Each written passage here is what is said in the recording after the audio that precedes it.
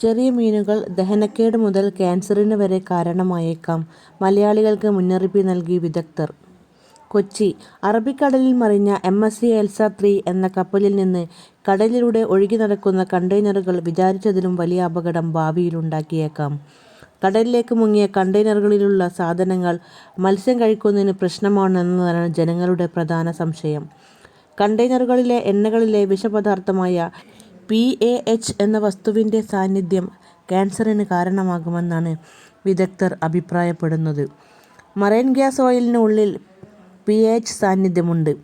ഇത് അടങ്ങിയ മീൻ കഴിച്ചാൽ PAH മനുഷ്യശരീരത്തിനുള്ളിലെത്തുമെന്നതാണ് പ്രശ്നം. PAH അപകടകരമായ അളവിലല്ലെങ്കിൽ പോലും ഇതിൻ്റെ സാന്നിധ്യം കാരണം മീനിന് പെട്രോളിൻ്റെ ചുവയുണ്ടാകാനുള്ള സാധ്യതയുണ്ടെന്നും വിദഗ്ധർ മുന്നറിയിപ്പ് നൽകുന്നുണ്ട്. ദഹനപ്രശ്നങ്ങൾ മുതൽ ക്യാൻസർ വരെയാണ് ആരോഗ്യത്തെ ബാധിക്കുന്നതായ പ്രശ്നങ്ങൾ. അതേസമയം വലിയ മീനുകളിൽ PAH സാന്നിധ്യം ഉണ്ടാക്കാനുള്ള സാധ്യത കുറവാണെന്നാണ് പറയുന്നത്. ഇവയ്ക്ക് എണ്ണ കലർന്ന വെള്ളത്തെ ഒഴിവാക്കി നീന്താനുള്ള കഴിവുള്ളതാണ് ഇതിന് കാരണം. എന്നാൽ ചെറിയ മീനുകളിൽ ഇവ ഗുരുതരമായ പ്രശ്നങ്ങൾ സൃഷ്ടിക്കാൻ കെൽപ്പുള്ളവയാണ്. PAHൻ്റെ തന്മാത്രകൾ വലിയ മീനുകളുടെ ദഹന വ്യവസ്ഥയിൽ വിഘടിക്കുമെന്നതാണ് വലിയ മീനുകൾ താരതമ്യേന സുരക്ഷിതമാണെന്ന് കരുതാൻ കാരണം.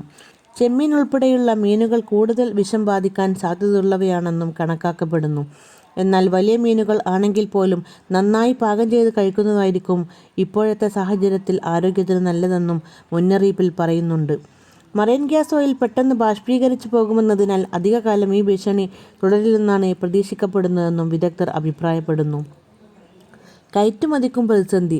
കേരള തീരത്ത് നിന്ന് പിടിക്കുന്ന ചെമ്മീൻ പോലുള്ള മത്സ്യങ്ങൾ ഗൾഫ് ഉൾപ്പെടെയുള്ള വിദേശ രാജ്യങ്ങളിലേക്ക് കയറ്റി അയക്കാറുണ്ട്. അമേരിക്കയിലും ഇന്ത്യയിൽ നിന്നുള്ള ചെമ്മീൻ, പ്രത്യേകിച്ച് കേരളത്തിൽ നിന്നുള്ളവയ്ക്ക് വലിയ മാർക്കറ്റാണുള്ളത്. പുതിയ സാഹചര്യം അധികനാൾ തുടർന്നാൽ അത് കയറ്റുമതി മേഖലയെയും പ്രതിസന്ധിയിലാക്കുമോ എന്ന് ആശങ്കയുമുണ്ട്.